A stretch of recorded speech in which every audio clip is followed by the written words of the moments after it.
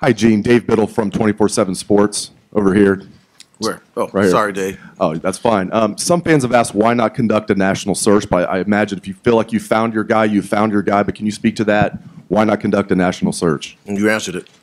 No, I'm blessed. And as I said earlier, it's rare that you have the opportunity to create a succession plan where you have the right person in place. Any CEO in public or private environment, you hope that you have that opportunity. And so we were fortunate, circumstances in some cases, but we recognized the talent that Ryan Day had early. And I spent a great deal of time getting to know him. I did that this summer. We actually met in my office in the summertime and spent some quality time getting to know one another. And then obviously throughout the year, he had an opportunity to audition in a different way, not relative to the win on the field, but how he mastered leading not just the football staff, but everyone else around it. This is a complex place. And so having someone to be able to continue the stability and consistency that we have was important to me. So I did not feel I needed to conduct a public national search. When did you know that Ryan Day was your guy?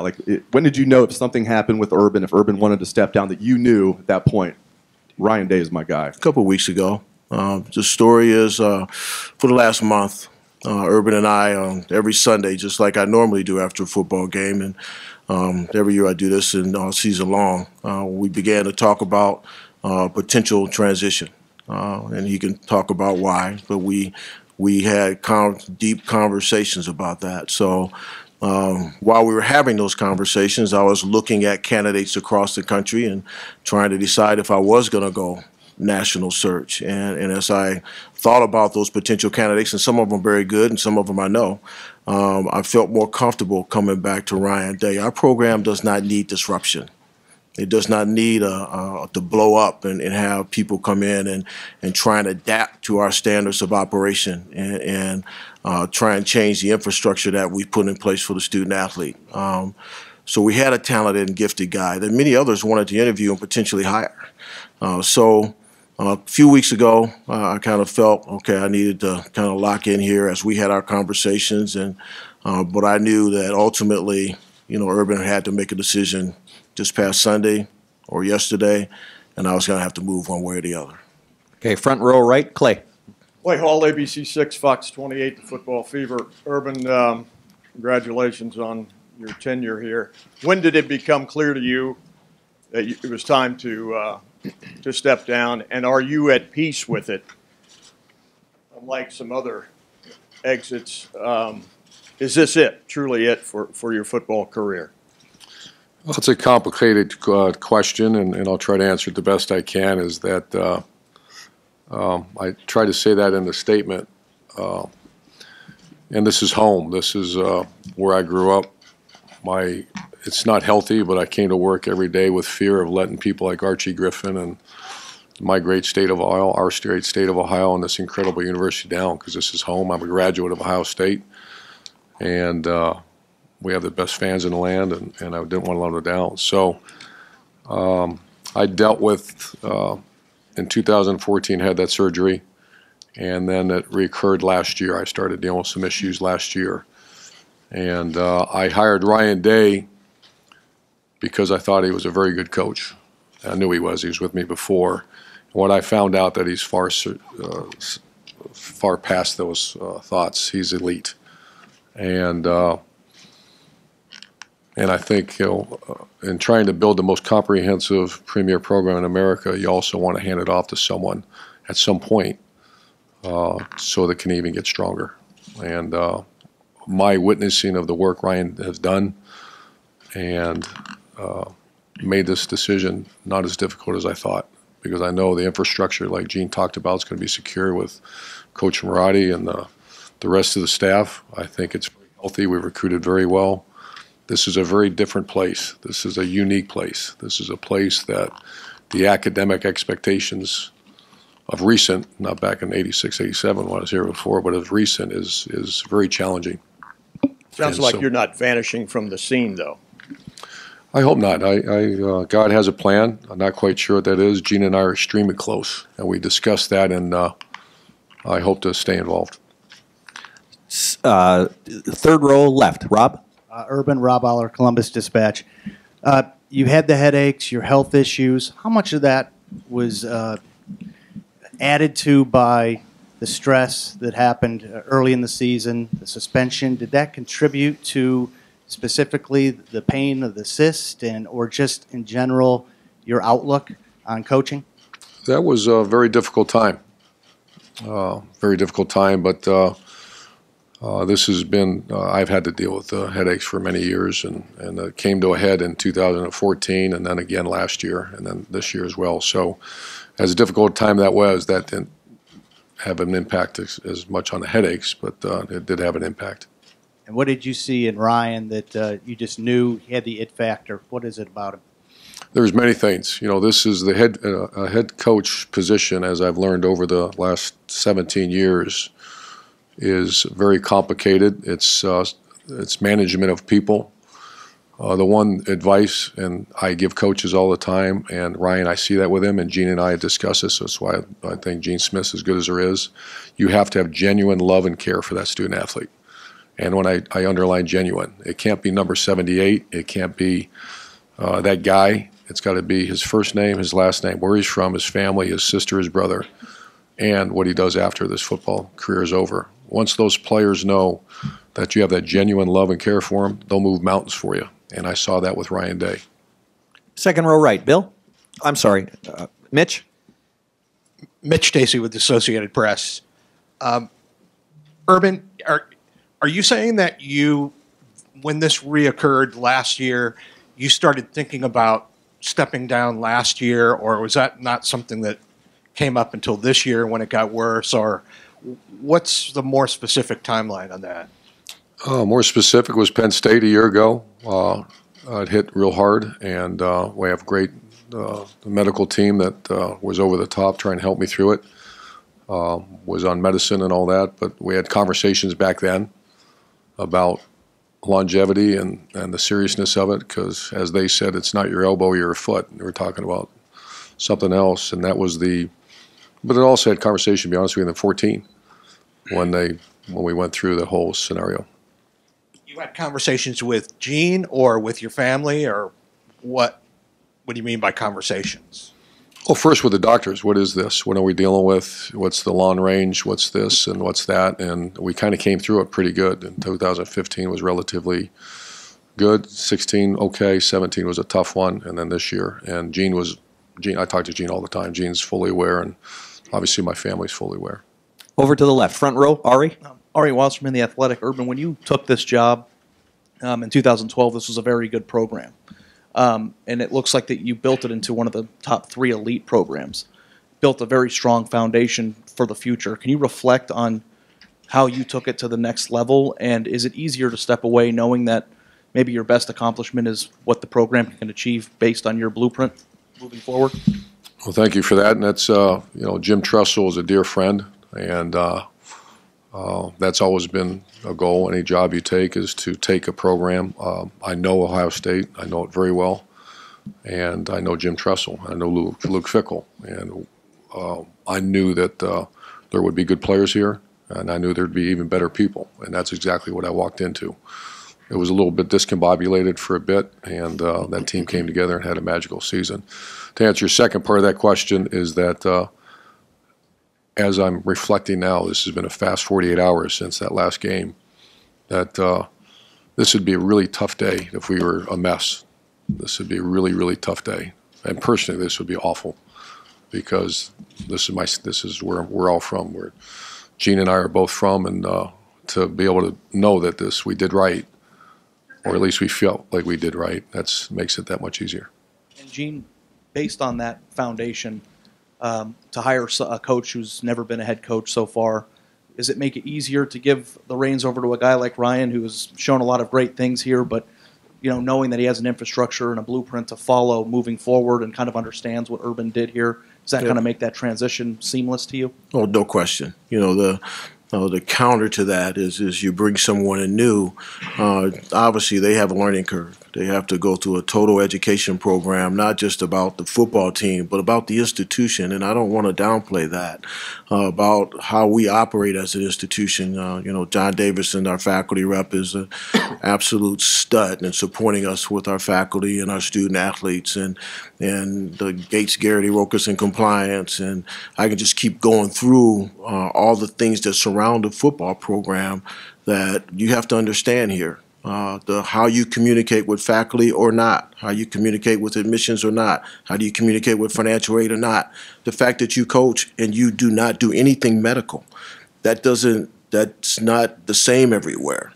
And so Urban took, help me, Urban, maybe less than 2 years to kind of adjust to a new culture on how we operate. And he helped us improve some things. And Ryan has lived it. He's seen it. And so one of the greatest responsibilities of a coach is personnel management. There's over 70 people in the Woody Hayes Athletic Facility. And so for us to have a person with his high IQ and EQ, with the understanding of what we're all about to step into this leadership role, significant. Now, if he wasn't talented, I wouldn't have him here. If he couldn't X and O, let's be clear. He got to win ball games. He know that. Okay, he got to win ball games.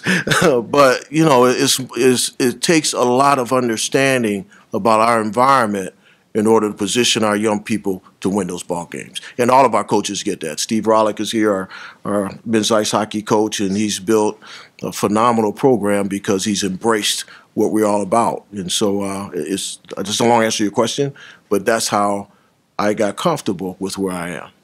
Over here to the right, Bill. Bill Rabinowitz, Columbus Dispatch, for Ryan. Along those lines, you're replacing somebody with Urban Meyer's success. Ohio State's not hired a first-time head coach other than the Luke Fickell year since 1946. How daunting is the challenge that you feel? How confident are you that you are up to the challenge?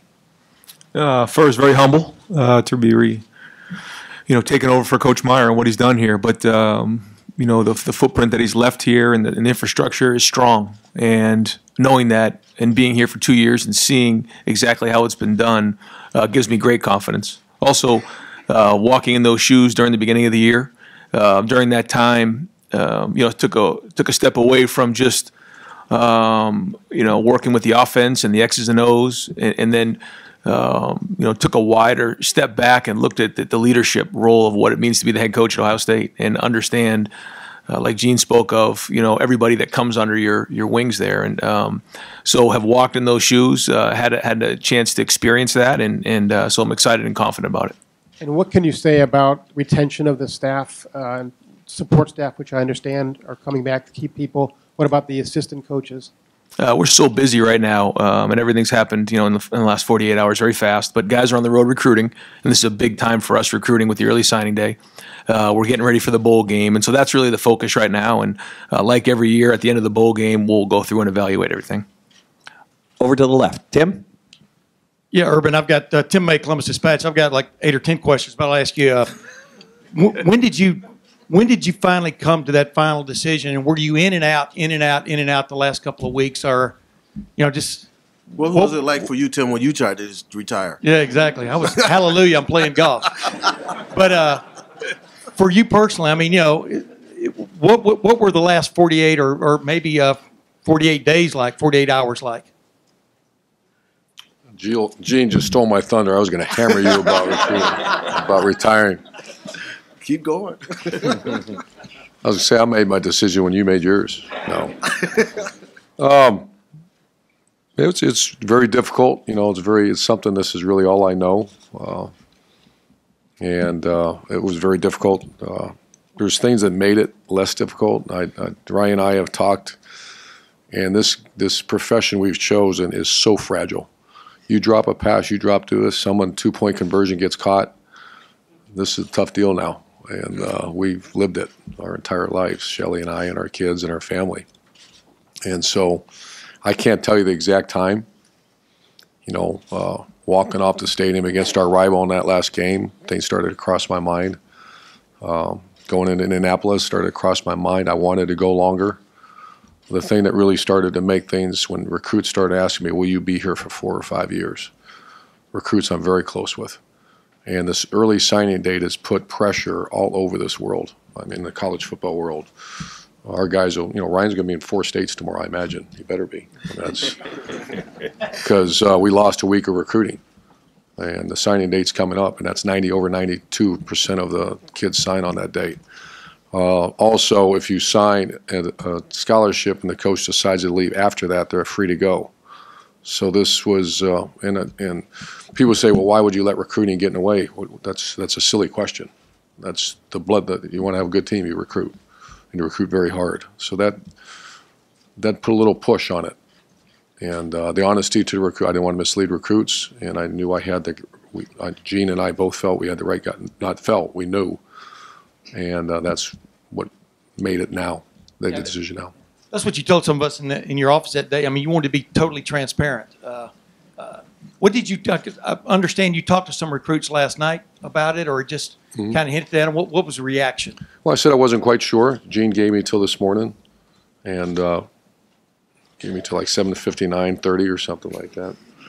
But I talked to a couple of recruits that I'm very close with, and I said this might happen. I wanted to gauge their reaction, and I can't tell names and all that, but it was over the top because of the respect they have for Ryan and the program and Ohio State.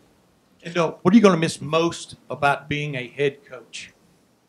Oh, not even close to the players. I called Terry and Paris in last night, and we just sat and talked for about an hour in my office and about maybe this, about other things, and the good thing is I'm hopefully in a position that I don't lose that.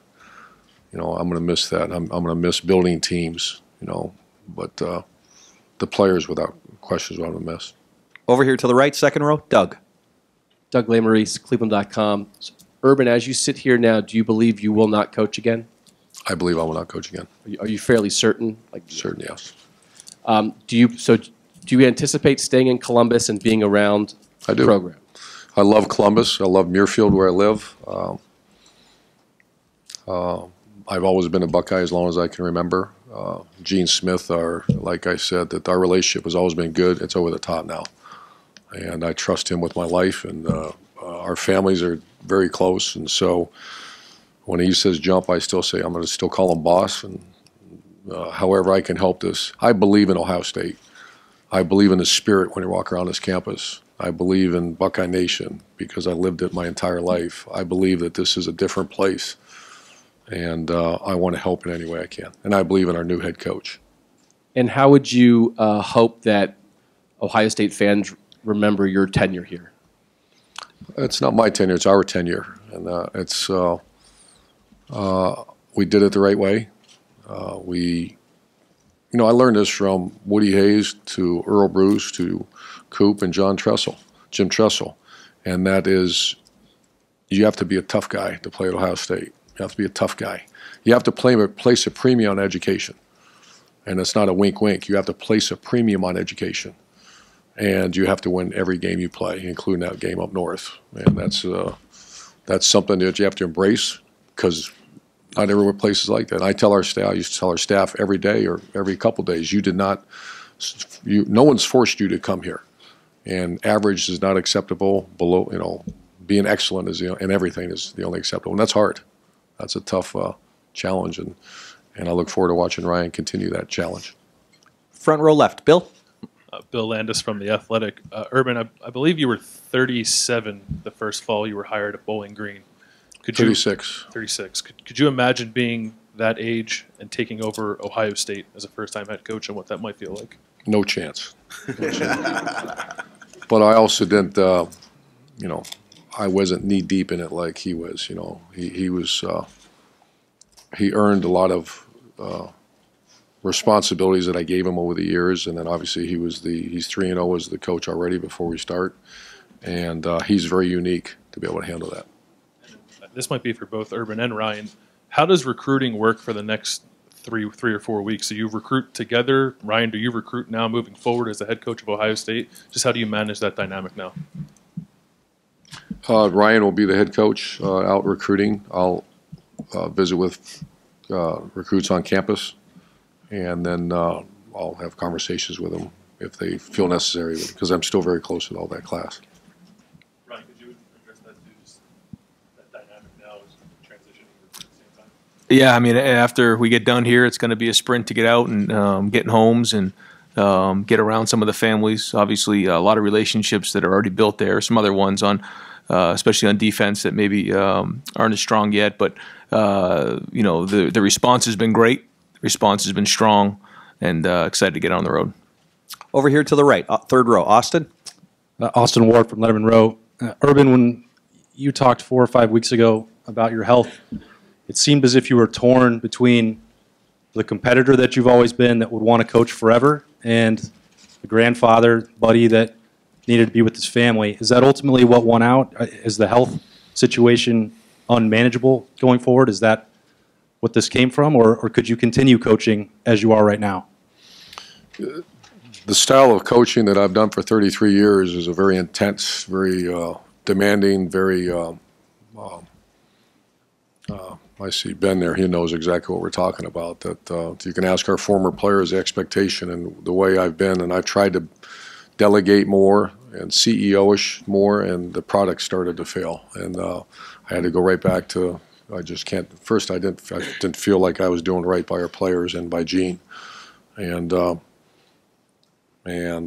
the challenge was, can I continue to do that in that style? And Ryan, as you take over here, what is the top, most important lesson that you've learned from Urban that you'll take into the first full-time day on the job? I don't think there's one I could put my finger on. There's so much on a daily basis, and there's so much that goes in to this job, from the recruiting end to it to the infrastructure that's built in the most comprehensive program in all of America. Like Coach talks about, from A to Z. If you're a recruit who comes to look at Ohio State, there's no other place in America that takes care of students, student athletes better than Ohio State. And understanding how to manage that, understanding how to manage the staff on a daily basis, and what it means to be the head coach here. And the gentleman in the far left, and then right after that, Dan Hope, I want you to grab it, and Dan Murphy, you after that, but I'm going to come over here. Gentleman in the far left. Sure. Tom Bosco with ABC6 here in Columbus. This question for Coach Meyer. How do you feel you were treated during the summer and the investigation and suspension in the whole Zach Smith affair, and did that affect this decision today? I've addressed, all due respect, I've addressed that in several different times. The decision was a result of accumulative events and health, number one, the fact that we have an elite coach on our staff, the fact that our program is very healthy, we've recruited very well, all played a significant role in this. And I can't say this is the reason, this is the reason, but there's cumulative reasons that we're at this point. Would you say the summer is one of those, in Sure. that accumulation? Sure. Over here to the right, fourth row, Brianna. Brianna McNary from Buckeye TV. Coach Urban Meyer, how do you think this would have an impact on the players? Their focus is the Rose Bowl game, and so they've already had a loss with players on the team, and they may feel like they're having a loss now. How are you going to talk to them to really focus on the game? We had a great meeting this morning, and that was a concern. Obviously, that's all of our priorities. We're not here without the student athlete. I have an incredible, as you witnessed this fall, the leadership on his team. I'm willing to say it's as good as we've ever had. I met with a couple of the captains last night, chatted with them a little bit. I know their love and respect for Ryan Day is very clear. Defensive players don't know him quite as well. The offensive players are over the top, because I gauged that quite a bit, certainly last night, but even before that, and witnessed it. So I am concerned, because I'm concerned about everything, because we have to go out there and compete and win that game, because that's our responsibility. But I have so much confidence and trust. If you just watch our players, the way they performed the last half of the season, we'll do our very best. And Mr. Gene Smith, when you first heard the news this morning, what were the first few thoughts that came to your mind? Well, I was standing actually I heard the news yesterday. We chatted a little bit, so we knew that it was probably imminent. And then I walked into his office this morning, and he was sitting at his desk, and I stood before him, and we looked each other in the eye, and I said it in a different way than I'm going to say it right now. I said, you know, if you want to stop this thing, I'll pull the plug right now. And I articulated it a little bit differently. But, you know, at that moment, actually yesterday I knew, you know, he and I have had conversations for a long time.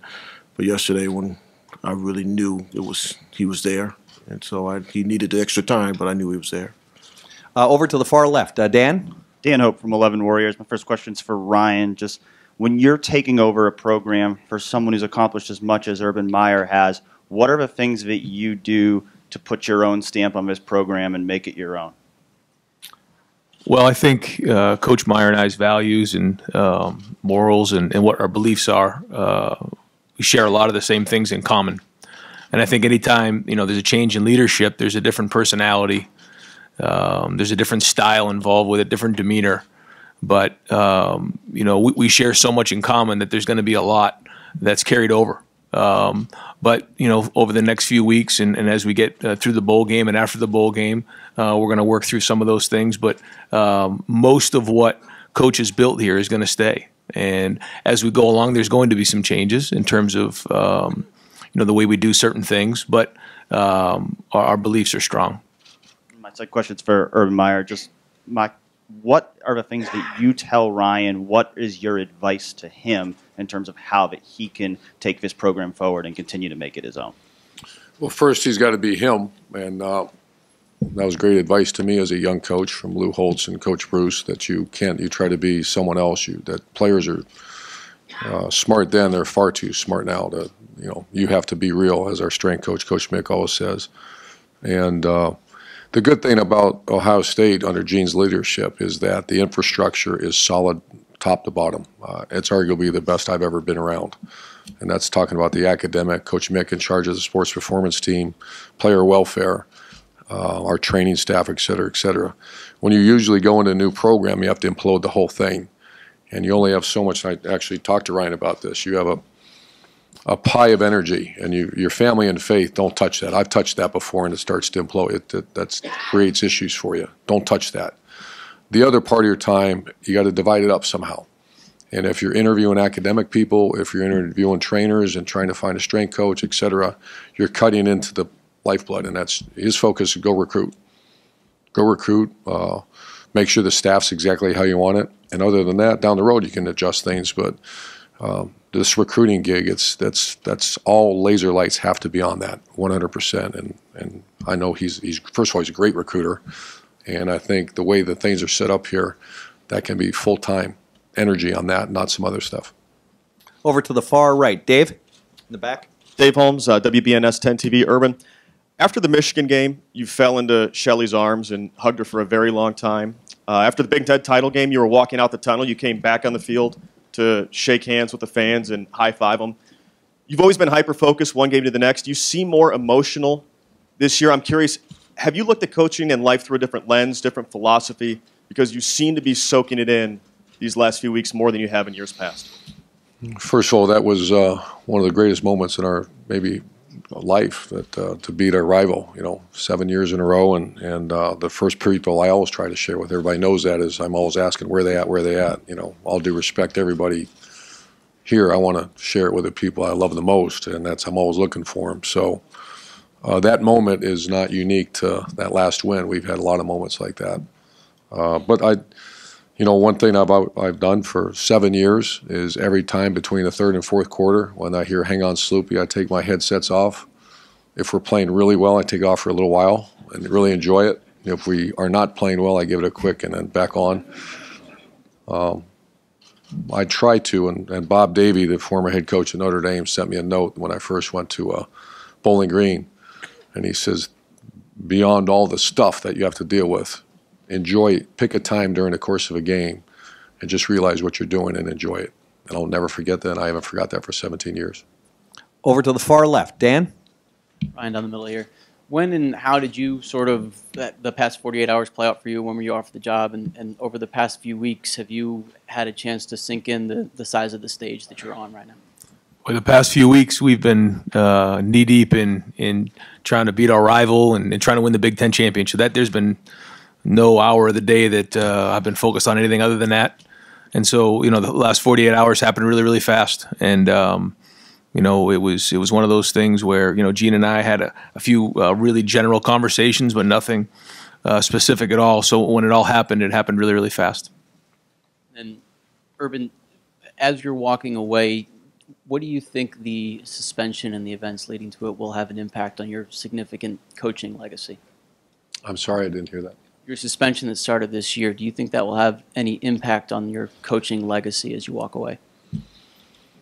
Oh, I'm sure it will. You know, I haven't really thought that through. That was a disappointing time, obviously, but I think today and this is about celebrating a new football coach. This is about a very strong program and a group of players that just won back-to-back championships. So, you know, the legacy is, you know, you only can control so much, and I can lie to you and say that's not important to me. That's very, any human being, that's important to you. And people have their opinions, and just do the best to do things the right way. Over here to the far right, and we're going to get ready to wrap it up, folks. I've got a cluster of reporters right back there, and then we'll finish up. Over here to the right, Jared. Hi, Urban. You've been a blessed man. You've coached at some remarkable schools across the country. Now, after 7 years at this place, what is different? Why is this place unique? In your 7 years of experience, what would you pass on as what separates this job from those other great jobs?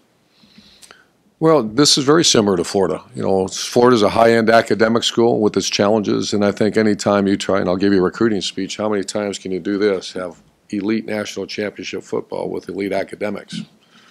That narrows out, you know, I'm talking to you as a recruit, that, you know, there's a lot of this. High-end football, high-end, low-end academics, and Ohio State is one of those schools that you have it all. So the challenge is there that to try to find those kind of student athletes, and this is a very unique place. Florida, like I said, very similar. The thing that makes Ohio State different is the size of this place. You know, Gene Smith, when I remember one of our early conversations said this is an extremely complex place. And Gene, I've done this before. We'll be okay. No, this is very complex. You got 55,000 students, average ACT 31. You got 36 sports, right? 36 sports. Over half our student athletes have over a 3.0. And the expectation, like I told Ryan Day here at Ohio State, is win every game. You forgot a couple things. Win every game. Graduate. With Gene Smith, have them over a 3.0. Every player stay out of trouble, and every player be a high draft pick. And as I usually follow up with it, go get it, Tiger. Okay, we'll come to the front here. Front row right, Tony. Ryan, you said that every coach who ever wears a whistle wants to be the Ohio State head coach. When did you know you wanted this job? Again, probably when I was growing up and watching the Buckeyes on TV and watching them play the team up north. I remember being on my grandfather's couch and watching the game, and just the respect I had for this place, and it was always a dream of mine. So then when it gets offered, what's the conversation like at home? Is there much of a decision there? No. I would say Nina couldn't quite. She wasn't sleeping last night. That's for sure. It was a surreal experience. We had some long conversations, and you know, I don't think it's quite really sunk in yet for all of us. We sat together as a family and talked about it last night and what it meant for our family. But we understand what Buckeye Nation is. We understand what this means for our family, and we're going to take it very seriously and jump in with 2 feet. And we'll go to the back for the last two individuals. Marty, please. Marty Smith, ESPN. Coach, if we go back to April before all the details of this season unfolded, and I said to you, hey, man, this is going to be your last ride, how do you think you would have reacted? Great question, Marty. And there was conversation before this year. You know, Ryan, like I told you, last January had a chance to go become a head football coach at a pretty impressive place. I met with Gene, and, you know, I knew that this isn't something I'm going to do for the next 15 years, 10 years. I knew after the experiences I had on the sideline again and into 2014, just dealing with headaches, that I wanted to do Ohio State right and Gene Smith right. And so I would have probably thought not this year, but it was within the next few. Dan brought up the legacy word. I want to touch on that real quick. We love to talk about that in our job. You guys hate it. You always say it's still being written. Wait till I'm done. Well, you're done. What do you hope? What do you hope people think about you? What do you hope that legacy looks like? Well, I hope it's the truth. I hope the truth is that you have a football coach who's devoted 33 years of my life to the love of student athletes, and not just on the football field. I've never treated a player as number 36 or a number. I've got to know their families. I want to make sure, and we have even taken that to the nth degree now, that we want 100% job placement when they're done playing. They deserve that. I learned that lesson when my daughter was being recruited that no one talked about. They talked about jersey numbers and locker rooms, and I don't do that anymore. I talk about the incredible experience that you have at a place like Ohio State, and if you act right, do right, you'll have a job. I guarantee. We guarantee that. I hope that's our legacy, and we won a lot of games and represented this great university and great state the right way. And final set of questions, the far right in the back, Dom. Dom Tiberi, WBNS TV. Coach, you say you want to hang around here, Urban. What do you vision doing? Do you continue to work for the university? And Ryan, are you counting on him hanging around and so you can pick his brain? Gene and I have talked about this. This is, like I told you, this is home. My son's just an hour and a half away in Cincinnati. My two daughters are here, so it's home. My relationship with Gene Smith is as real as it can get, and he, I hope to somehow have an impact on our student athletes and be involved in this athletic department and this great university. That's okay. Very good. Let me. I just want to answer that, Jerry. Jerry. Oh, I'm sorry. Jerry. Yeah, no. No, Coach Meyer is always going to be a resource for me personally, because how many people can say they've walked in these shoes? He's always going to be a resource that way. And then, depending on how much he wants to be involved, the door is always going to be open there. I'm sure he's going to have a remote and be looking at punt and, protection and everything else on a weekly basis. And he'll have his comments and he'll have things written down. So he'll always be a resource.